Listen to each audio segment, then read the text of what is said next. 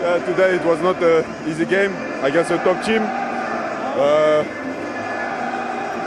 Like we shouldn't not concede the goal before the half line, but we did well the second half to score set pieces with a beautiful goal of JT. And now we have to keep going, and we are so happy to win today in front of our fans. I feel like I've not heard this song for a little while. It's a catchy one, isn't it? Yeah, it's really good, especially after a good win like this. So yeah. Jurien, it's the important thing. You get over the line in games like that, however you do it. I think that's the most important thing, but at the same time, I think we deserve to win this game. First off, we don't give much away, and we go to the dressing room with 1-1, which is a bit of a shame, but I think we finish it off second half, which is top. What is the game like that like when set pieces become so central to it? I know they're always important, but today, every corner you had, and to be honest, every corner they had looked such a threat. Yeah, it's both sides. It's just, it became an important part of the game. I think it's always been, but now teams are focusing on it more, which is interesting, but I think it's in our advantage.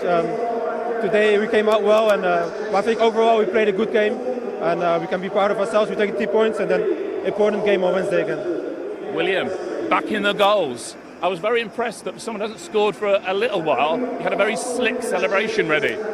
Yeah, it's been a while that I haven't scored, so yeah, today it was a bit strange that I scored because since 1 year I didn't score. So yeah, I'm so happy, and yeah, I hope I will keep going like this. Jurien, just tell us nicely, how are you enjoying the battle? Just 9 to go now. I think 5 left here at home, or is there too much on it to enjoy it? We have to enjoy it, you know. It's a privilege to be standing here with my teammates, with Arsenal, fighting for these titles. I think you have to enjoy it. It's a beautiful place, and until now we've been doing it. And you said 9 games to go, game by game, a lot of games to play, but we're enjoying it, and hopefully at the end something beautiful. When you're watching these big games, the likes of Arsenal taking on Chelsea, they attract the big names as well, and it's the sort of place where you never know who's walking past the studio.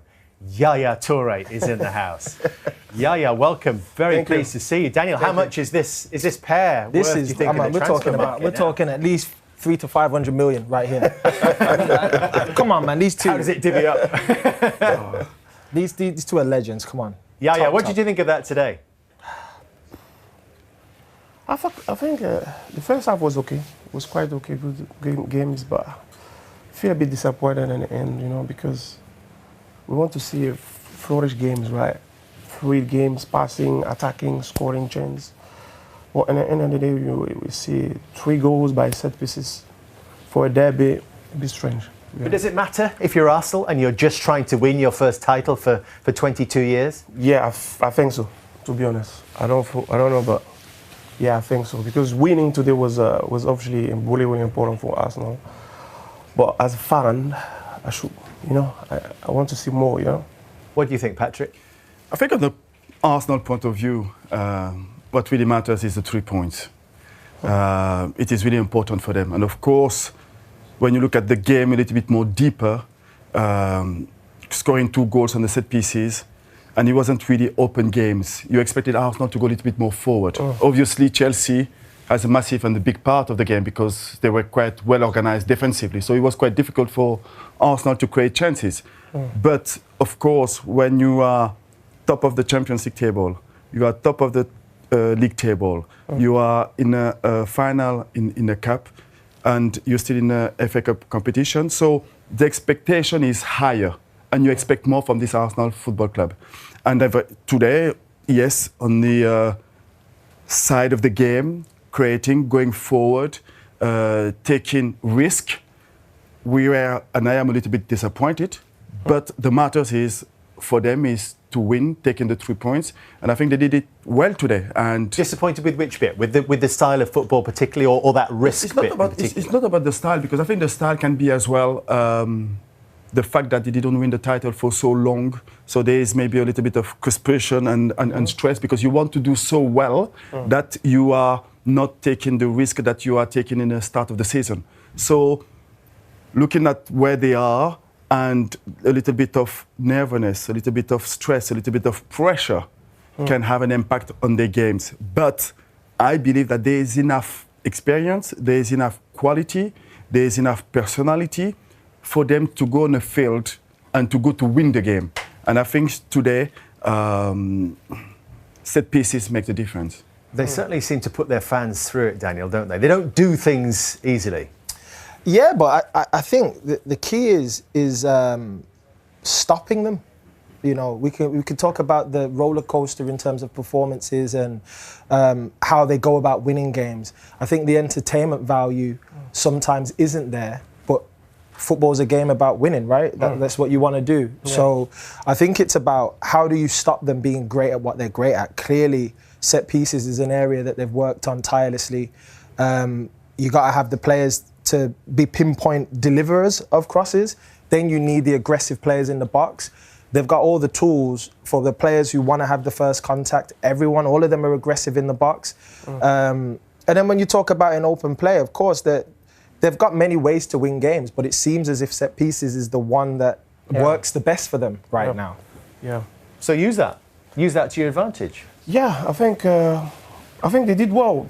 Since the beginning of the season, they've always been doing well.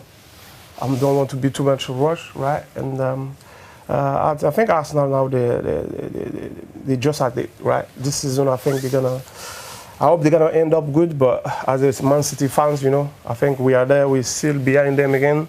I hope they will soar at some point. But let's see. Because it's in Arsenal's hands, Yaya, but it's also in Manchester City's hands because the fact that they play each other and they have this game advantage. We can actually show you the fixtures that both have left. How do you see this then, Yaya, in these closing stages?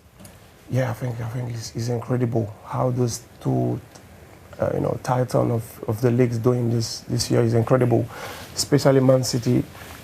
Been struggled at some point in the beginning of the season, and now they're coming back very strongly. They've won 4 on the bounce. Then it's Forest midweek. Then West Ham United before the Carabao Cup final. Do you think that could be a significant game? The fact they are playing each other in that final. Yeah, I think it can be a turning point, right? Because for me, I'm opinion if Man City win that game, it will be big. Can be something, psychologically for Arsenal very strong, right? But I hope Man City is going to win the game because that one is going to be significantly for the rest of the season. Can I ask you both? When you talk about your experiences that you've both been very successful legends of the game, like I talked about earlier on. From your experiences, Patrick, for you in 2004, your experience of maybe not winning the league for a few years and then going over the line from that psychological perspective, and for you, Yaya, similar, but in the sense of when Manchester City were always coming back to win the titles. What was that like psychologically? Well, I think, of course, sometimes depends on the character of the player. For example, the first time when we win the league with Man City 2012, or before that, when we win the FA Cup, I think psychologically sometimes it's difficult when you have an opponent behind you who will pressure you a lot. For example, when you take an example now with Arsenal and Man City just fighting all the way, and the second round is, it's not that easy. And when you see as well your opponent like a Man City, you can leave them space, because if you, for example, make a mistake or you lose or you draw, they're gonna come right at you, and you have to be strong mentally, of course, but have that sense of, like Patrick was saying, for them it's important to win those kind of games because you have to understand that as Chelsea, that was always a big role of Arsenal and the London derby, and I think.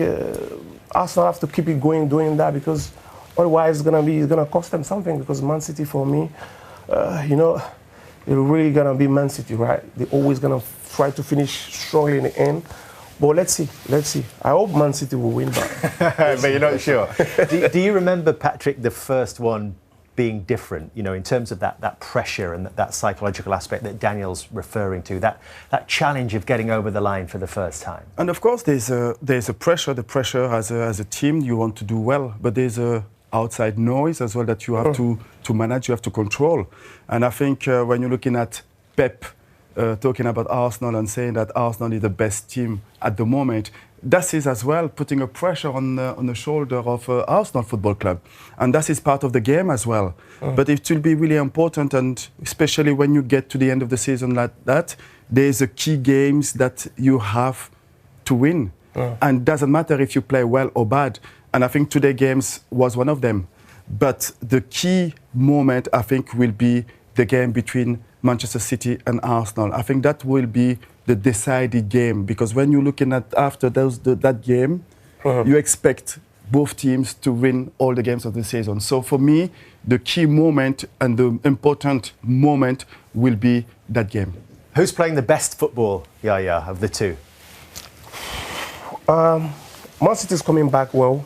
Arsenal were doing well. After that, the struggle, I think they drew against. I watched some games, especially on Emirates as well. Drew a couple recently. Yeah, Brentford, yes, Wolves as well. That one cost them a bit and give them a bit of doubt, to be honest. Because when I see the players, express themselves, and as well, you have to understand that Odegaard, the captain, is brilliant, right? You don't know when he's going to be back. Yeah, I think for me, he's a huge miss, because between the line is moving very well. He can, you know what I mean? You can see he's a Barcelona. No, because I love that type of game, that type of approach. You know, when you play games, we need to be, because I feel like the player sometimes I be locked in the brain, right? Just, I don't want to make mistakes. Maybe if I lose the ball, can cost the team something, I want the player to be more open. Of course, it's the game, we enjoy the fans, part of it. And the manager will tell you the best game is to get a result. So it's always a balance, I believe, to find between result and the performance. But if you compared Arsenal and Manchester City, I think Manchester City going through a difficult period, but they're always going to keep the philosophy. I think the way that they're going to play, try to build up from the back, that is part of the DNA. And even if they're going through a difficult period, they are staying with kind of philosophy. Arsenal going through a difficult period, they are capable of adapting themselves at how they are feeling at the moment. If they are missing players, they may going to treat some of the tactical aspect of the game. I think that is kind of the differences between the two clubs. To add on that, I think for me, Man City is playing the better games. For me, they're the best in terms of style. Style, time of experience, in terms of approaching the games. Yesterday, the games they play against Leeds, it's not easy, very difficult. I watched the game carefully and I see that Leeds have that momentum, but Man City just with calmness, with control, with understanding, and they're really good, right? For me, I think that's gonna go into the end. For me, in my opinion, and for me, I remember Man City are playing better games. You said they're playing better football. You said they hope they win. Are they going to win? Are they going to win the title, Man City? Yes, I definitely want it. Okay. I definitely want it. You've been playing. You say it like it is. Okay. We better let you go quietly. Yeah. Don't. Today, Glenn. Oh, very much so. I mean, as I said earlier, as we just went off for the advert, City go and do what they did yesterday against Leeds, so the pressure's on them. And in the end, they weren't at their very best, Arsenal, by any means, but they've got a very stiff opponent and they've overcome them. And I said by hook or by crook, and it's taken 2 set plays, and we know they're excellent at set plays. It's part of the game. And they can lean on that at times, and they've proved that today. So psychologically, that is a massive boost for them. It really is going into the next game, because it's coming quick and fast for Arsenal. They've got game after game, and they've got the squad to deal with it. But psychologically for the league, that is right. Okay, City, we've now put that gap against you again. Can you respond next week? And that's what it's going to be like till the end of the season, you feel. You know what would have been interesting if the interviewer there just asked them anything about how they're feeling coming into it. Especially after coming off of Tottenham last week, how they felt, being 1-0 up and scoring so close to half-time. What was it like in the dressing room? And when what did the manager say? And then once you've done it in the end, how are you feeling? Because at the moment, like I mentioned before, Arsenal, we're seeing in the second half again, they are get-atable. You can get at them, and Chelsea had 10 men there. So it would be nice to find out what's happening to Arsenal in the second half. From 2 players who do so well for Arsenal. But again, it comes down like the gaffer said there. You get the job done. But I'm happy that the job's done. But I'm still I'm going to be nervous for the next game because I'm seeing that again in the second half. I think earlier in the season there was games like that where they were difficult to get through, Arsenal. You couldn't create much against. There was morsels. If you're going to get half a chance, you got half a chance. You had to take it. It's not like that at the moment, you know, from Brentford to Wolves and whatever. And today, certainly as well, Chelsea did enough to have, I think, they went toe-to-toe at times and created... more opportunities in the second. Well, look at the goalkeeper. Look how the goalkeeper played. Yeah. Right, Raya for Arsenal was excellent, and he had to make some wonderful saves. And there was good opportunities as well.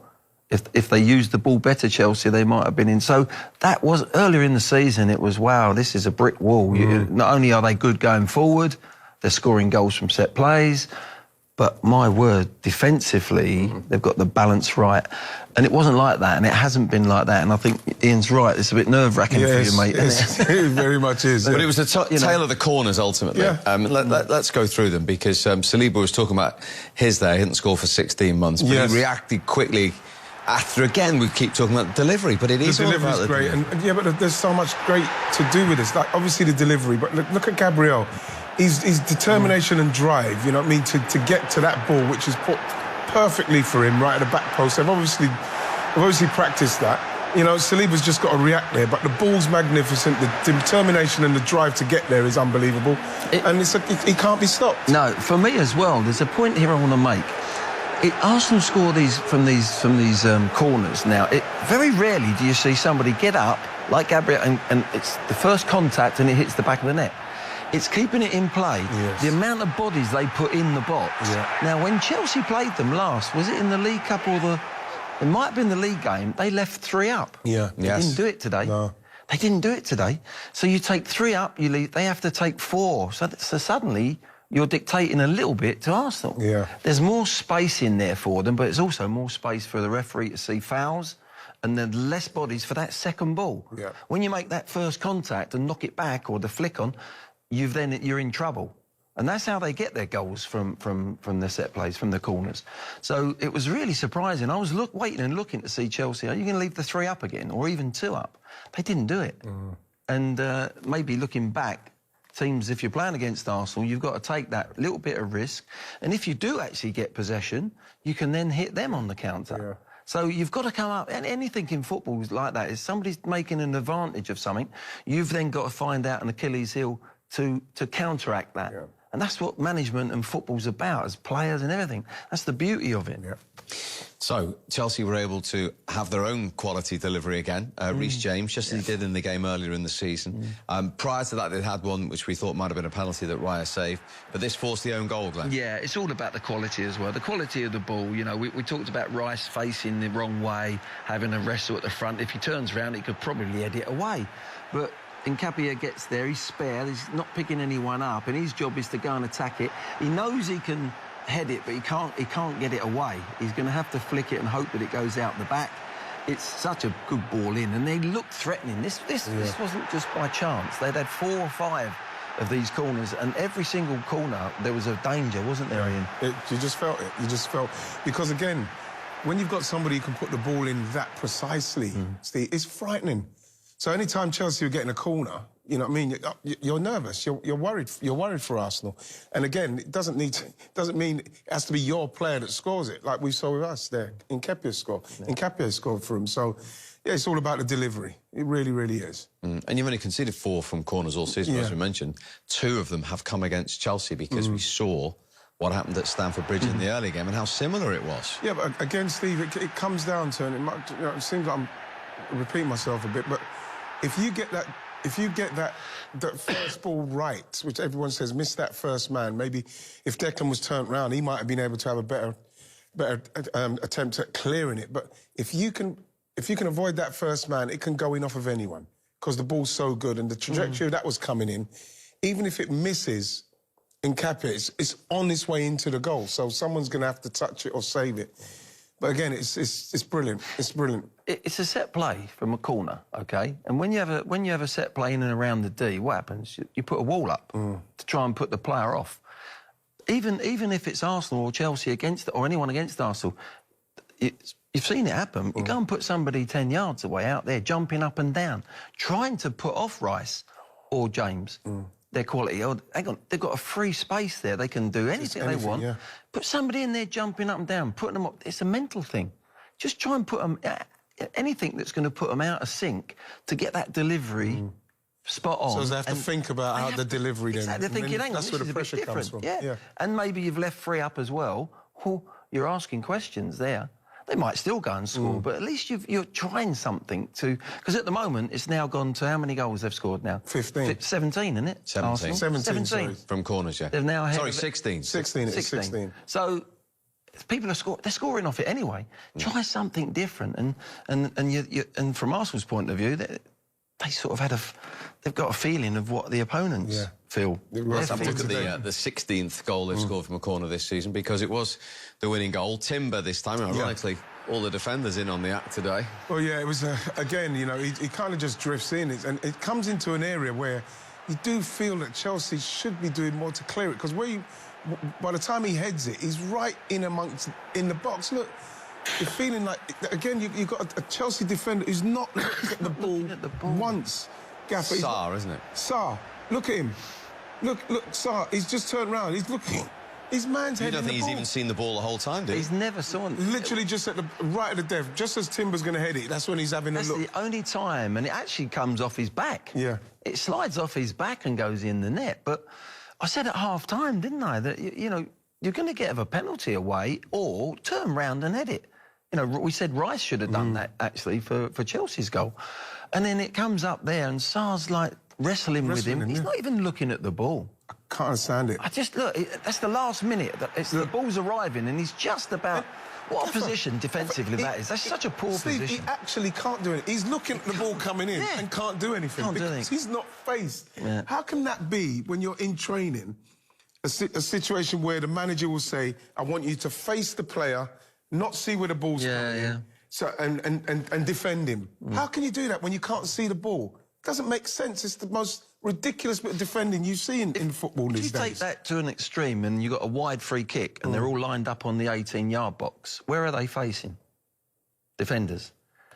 So your manager asks you to turn your back, turn your back and face the fella that's facing your goal, It's not going to happen, is it? Yeah. But that's what they're doing from corners. It's just the ball is at a different angle coming into the penalty area. It doesn't make sense. It doesn't make sense to me.